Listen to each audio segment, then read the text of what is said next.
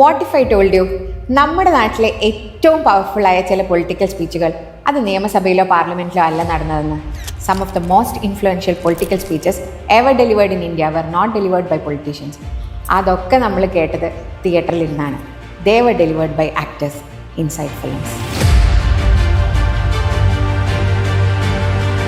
Hi, I am Anjana George. Welcome to but why, powered by Crayon studios.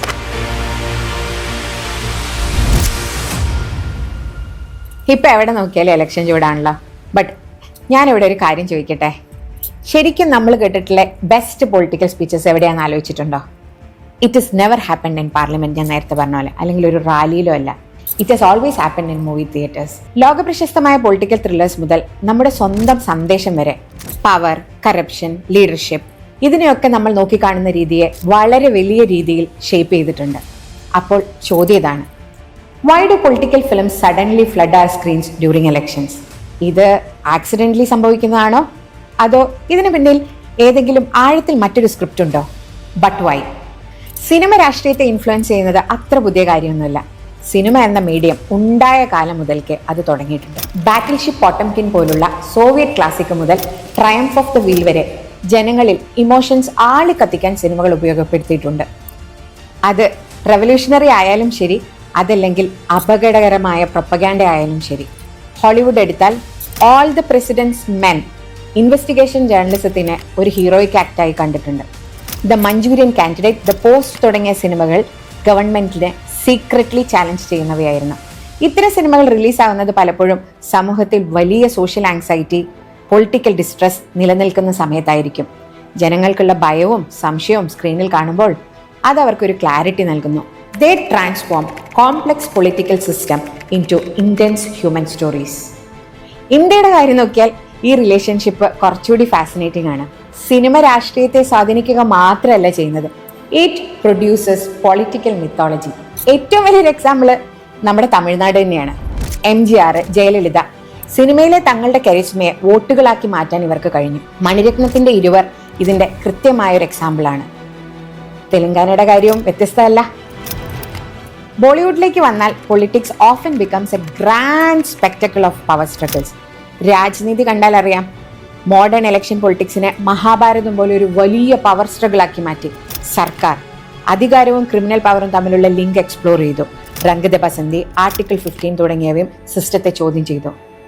ഈ അടുത്ത കാലത്ത് നമ്മൾ കണ്ട The Kashmir Files, The Kerala Story എന്നിവയും ബിഗ് ബജറ്റ് ചിത്രങ്ങളായ Dhurandhar, Accident or Conspiracy, Godhra, Chhaava തുടങ്ങിയവയൊക്കെ ഇത്തരത്തിലുള്ള വലിയ ചർച്ചകൾക്ക് കാരണമായിട്ടുണ്ട്. PM നരേന്ദ്രമോദിയുടെ ബയോപിക് പോലും 2019 ഇലക്ഷൻ കമ്മീഷൻ ബ്ലോക്ക് ചെയ്യേണ്ടി വന്നു. Because they felt it could influence voters. ഇതോടെ വലിയൊരു ചോദ്യം ഉയരുന്നു, where does cinema end and political messaging begin? മലയാള സിനിമയ്ക്ക് ഒരു പ്രത്യേക ട്രഡീഷൻ തന്നെയുണ്ട്. കാരണം കേരളം തന്നെ പൊളിറ്റിക്കലി അത്രയധികം കോൺഷ്യസ് ആയ ഒരു നാടാണ്.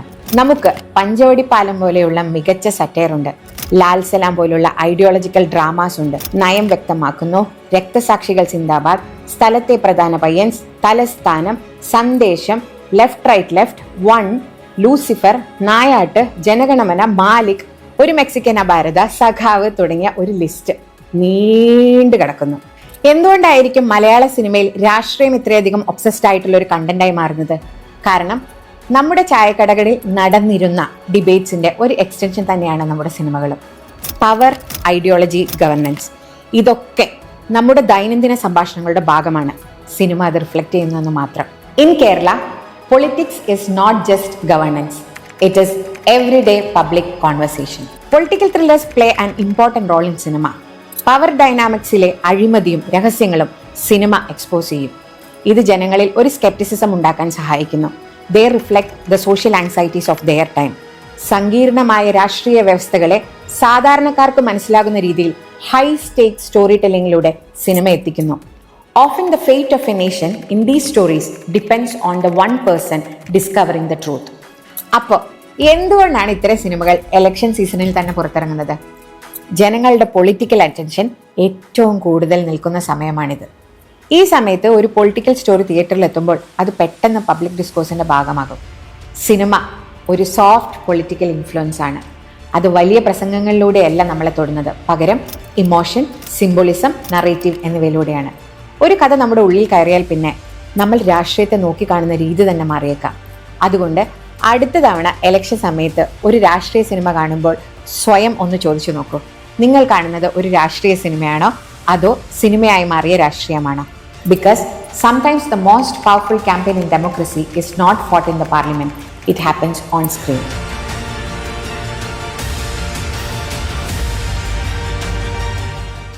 This is Anjana George from Butwai, powered by Crayon Studios. സിനിമയെ കുറച്ചുകൂടി ആഴത്തിൽ അറിയാൻ താല്പര്യമുണ്ടെങ്കിൽ ലൈക്ക്, ഷെയർ ആൻഡ് സബ്സ്ക്രൈബ്. അടുത്ത ഒരു ബട്ട്വൈ എപ്പിസോഡിൽ കാണാം. By. Let us fight to free the world, to do away with national barriers, to do away with greed, with hate and intolerance.